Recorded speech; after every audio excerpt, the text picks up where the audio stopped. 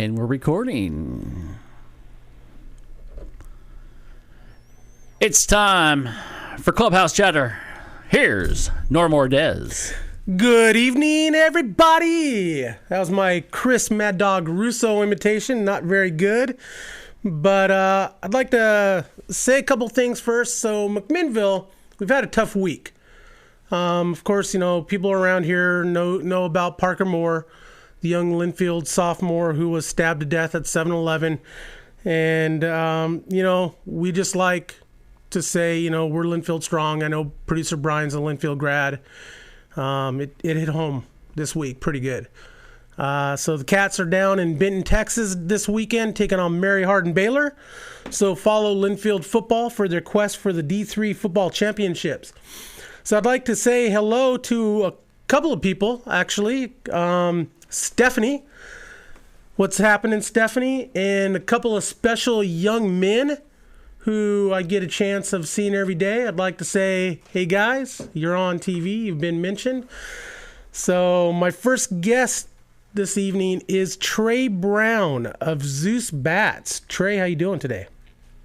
I'm doing well. How about yourself? I'm doing pretty good, man. So you're in Copperas Cove, Texas? Is that how you pronounce it? And it's funny. Yeah, it's funny you just mentioned Mary Hardin Baylor. Mary Hardin Baylor is right down the street from my house. Nice.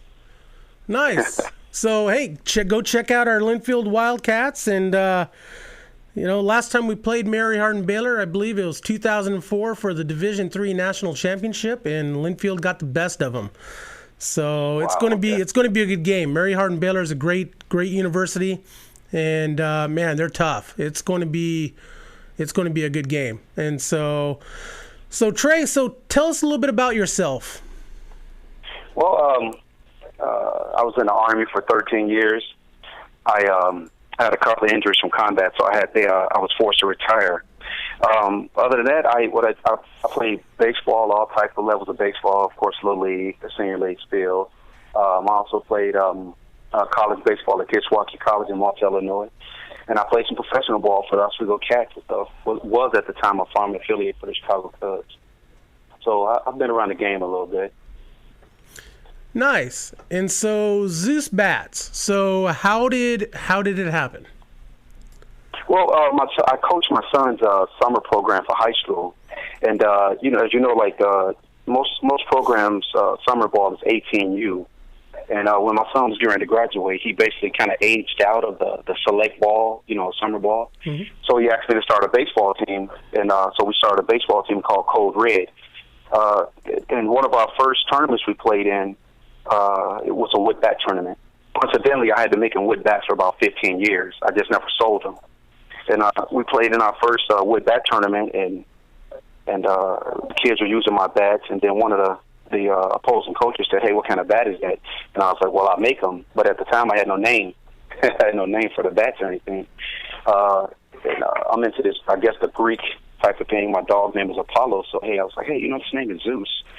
And so somebody asked me one day, "Hey, what do you call your bats?" I had no idea what to call them, so I said, you know what, they're called boomsticks, and they kind of just stuck. Nice, and I am wearing your boomstick shirt today, so thank you for the shirt. So, no problem. So, military-wise, man, you know, first of all, thank you very much for your service. My dad served 21 years in the Army and retired from the Army, so, you know, utmost respect for that, and you're a wounded warrior, and you know we're happy to have you on the show. I appreciate it. You know, so tell us about your making the bats. I mean, what goes into that? Well, it's funny how I started making them. Like I said, I've been doing it for 15 years, and part of my I have PTSD, and part of one of my my therapy methods was to you know, I started woodworking more. Started learning how to use lathes, and start, you know, really learn how to use them. And so all of our bats we normally make our bats on a hand lathe, but depending on the order size, we'll go ahead and use a digital lathe that we use. And so, like, say if we have a one order bat or a two order bat, we'll go ahead and hand lathe them. But if we have a giant order, you know, 20 bats, 10 bats, or whatever, we'll go ahead and use a giant digital lathe, the same lathe that Louisville Slugger uses. We use the same type of equipment. And, we hand paint all of our bats. Our bats are made upon request. We don't have any, a big old warehouse full of bats. We just have a bunch of billets. And once somebody make an order, we just immediately put it on the lathe. We shave it down to what they want. And we hand paint them and do all of that stuff. It's a family-ran business. My wife takes care of all the books. My sons, when they come home from school, they work in the shop with me. And my daughter just look at us. Yeah. And so how long is, so you've been making the bats for about 15 years, so how long has Zeus Bats been around? We've been around, we're going into our second year. We started May of 2013, and so we're going into our actual second year of production. It's been pretty quick, very fast. As soon as we started, we have a good following here in Central Texas. I play in a men's baseball league in Austin, Texas, so we sell a ton of bats in Austin. Pretty much all over Texas, you'll probably see people using boomsticks. Right. And I noticed this from being affiliated in this industry. Bats are actually a regional thing. You have a ton of people that like my bats in this area. Then you have other bat companies in other areas that have a good following there too. I'll be honest with you, I don't do ash is ash, maple is maple, and really the only thing I bring to the table different than other bat companies is the unique designs that we use. We do basic bats, 243s, 110s, 117s, I-13s. We do all of that. But the difference, what separates us apart from other bat companies are we don't have a giant warehouse full of stuff, and the bat that you get is the bat that you order. And as far as colors and stuff like that, we have a variety of colors. We do camo, we do skulls, we do all types of stuff like that. And over here, our philosophy is, we want kids' bats or baseball players' bats to look as cool as their cleats. Everybody has flashy cleats, and you basically have a brown bat. So where we come in is we're trying to make your shoes, your bat, and everything else match. Right. The Oregon of bat companies, I guess. Yeah. And so what kind of wood do you use? We use ash, maple, and birch. Okay. Maple being one of our biggest sellers. I personally use ash bats. I mean, a lot of people use maple because of Barry Bonds. He broke the record with a maple bat. Right. So a lot of people like maple. I tend to like ash better because I bone rub my bats. It's kind of I sit down before games. I take a cow femur and I bone my bat and I get out there and I hack at it. But people just say it's like, I don't know. People have a preference on bats. I sell birch sometimes, but for the most part, I sell a lot of maple, some ash, and not very much birch. But we do make them. I mean, if people want them, we make them for them. And where does the wood come from? We get it from the Northeast. We get some out of Pennsylvania. Some come from Maine. Upstate New York. It comes from the Northeast. And is there a reason why you choose that area? So when I first started, my college coach told me that he was like, well, the best wood comes out of the Northeast, because you can't, because of weather conditions, So when I started doing the research and trying to find out where I could buy my billets from, that's kind of just the direction I went, because if you can buy that, of course I can go to a wood shop right now and buy wood from certain companies that sell wood billets. The thing is, you pay, it's an extreme amount to buy a wood billet out of a store. Right. Opposed to just buying them in bulk from a distributor or the company that mills the wood. So, and I'm accustomed to talking to Amish people, I'll tell you that. Nice. And so, growing up, who did you follow growing up? Did you have a team? Did you have like a favorite player?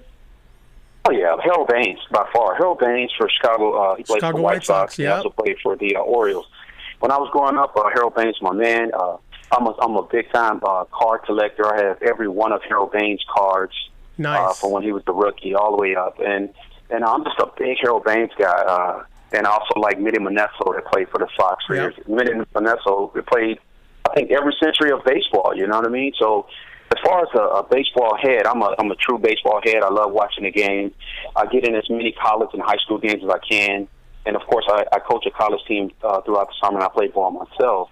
So I'm a baseball guy through and through, and it's kind of – and I think that's probably why I chose to, when I went into selling bats, it's where my heart is. I love the game, and I wouldn't sell a person anything that I wouldn't use myself.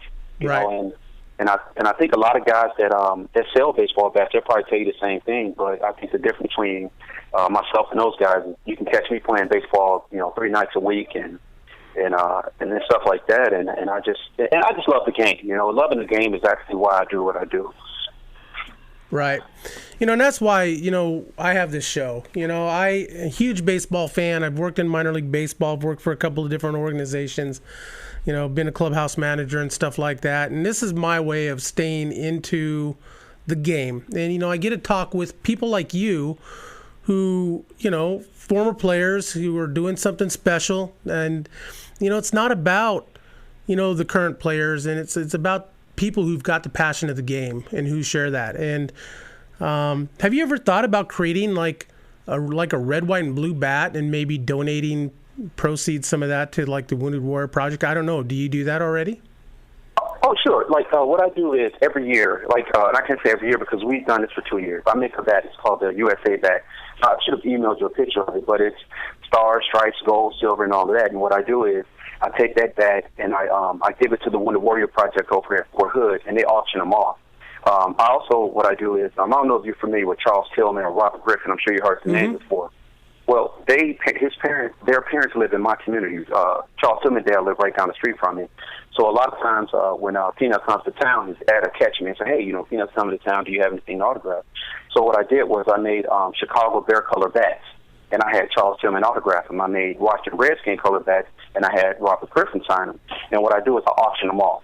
And then the people take proceeds of, to whatever organization it is. Of course, I'm part of the Wounded Warrior Project, so a lot of the stuff I do is toward the Wounded Warrior Project. And I'm also a member of Soldiers Who Care. It's an organization that mentor young kids that have fallen parents due to combat.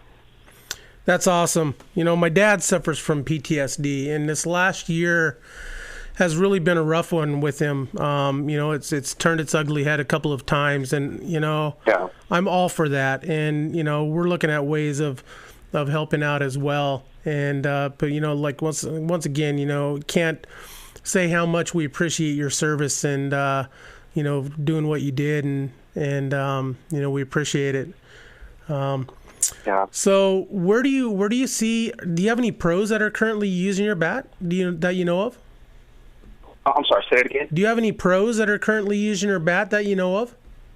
Hey, you know what? The thing is, this summer I had 3 guys Chris Burrows, Mark Davis, and Dontrell Rush. Dontrell Rush got signed by the White Sox. They used my bats. Mark Davis used my bats. But the thing about it is, that wasn't one of my goals that I set out to do. It wasn't like, hey, I want professionals to use my bats. I mean, of course, I love for one of these guys to use my bats. You know what I mean? Mm-hmm. But that wasn't my focus. And it kind of, when I started doing that stuff just started kind of falling in my lap. Like, hey, hey, coach, can I have a couple of your bats? Hey, sure, here you go, and they use them. Mark Davis used them because I brought a couple of team bats to a game. He hit a couple of home runs with them. Now he uses them all the time. But, and I see some companies, they have a lot of pro guys using their bats, man. That's a great thing. But to me, it was just something that I never set out to do. I set out to have a good college-based program in the summer, and selling these bats is a way that I push my baseball team so I don't have to be really out of pocket. Zeus pushes Code Red baseball. That's the way we fund Code Red baseball, is through the sales of Zeus. Okay. And that's how it goes. If I have pro guys, if a couple of guys call me, agents call me, and hey, can you send me a couple of bats? By all means, I'll do it. But I don't really go to search them out. If that's the best way to put it. I live not too far from the Round Rock Express. Mm-hmm. And I go to the games and stuff, and I talk to players and stuff like that. But I really don't have. I really haven't tried to push my bats to guys. Some people use them. Some people, If it happens, it happens. Yeah, that's not really my direction. I'll be honest with you, Norm. What I do here is I sell. Last year I sold around 3,000 bats last year, and I sold 3,000 bats without any advertisement, no more than my website. I didn't have a webbook page. My webbook page has been up probably maybe 2 weeks. I think it's been less than 2 weeks. So. And I sold 3,000 bats last year with no advertisement. So if this year, if I sell 3,000 bats, I'll sell 50 bats. I do it because I love it. It's not really for the money. Right. So where does, as a matter of fact, I sell more T-shirts than bats. that's awesome. So where does one, so if one was interested, like you said, it is a regional thing. We have a couple of bat makers. We have one, I think, in Bend, I believe, and I can't remember their name, but you see them floating around from time to time.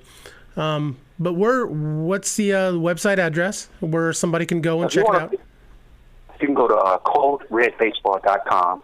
It's just like it sounds. It's coderedbaseball.com, and you can get them off there. Or I've sold quite a few bats here in the past week through Facebook. Because the process is about the same. So like if you go on Facebook and talk to me, we're talking like actually messaging each other, and you say, hey, I want this kind of bat, this color, whatever, and it's kind of the same process, except instead of clicking buttons on my webpage, you actually talk to me. Right. Because it's PayPal, you pay through PayPal, so it's like the same process basically. You can just talk to me just directly. Right. Do you have any specials going for the holiday season?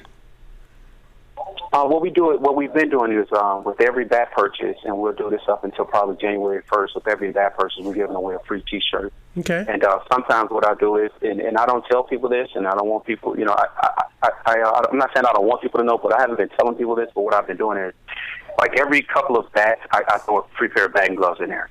Nice. So like you order it, and all of a sudden you open your box and you got a T-shirt and a pair of batting gloves. So I've been doing that too. Nice. So we're gonna put you and Zeus Bats on our Christmas gift idea list for the baseball fan for this season, and we'll put it up on our Facebook page, YouTube channel, and 9 Know It All as well. Once again, go ahead and plug your website for us again. It's coderedbaseball.com. And it's Trey Brown from Zeus Bats. And Trey, we really appreciate you coming on.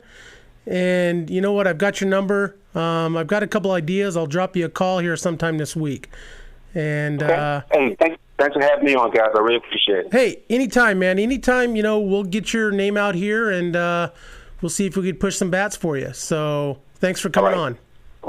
All right, appreciate it. If people mention your show, I'll definitely give them a 20% discount. Okay, there you go. 20% discount if you mention Clubhouse Chatter. Hey, Trey, thank you very much. All right, thank you. Have a good one now. Hey, you too, man. All right. So once again, Trey Brown of Zeus Bats.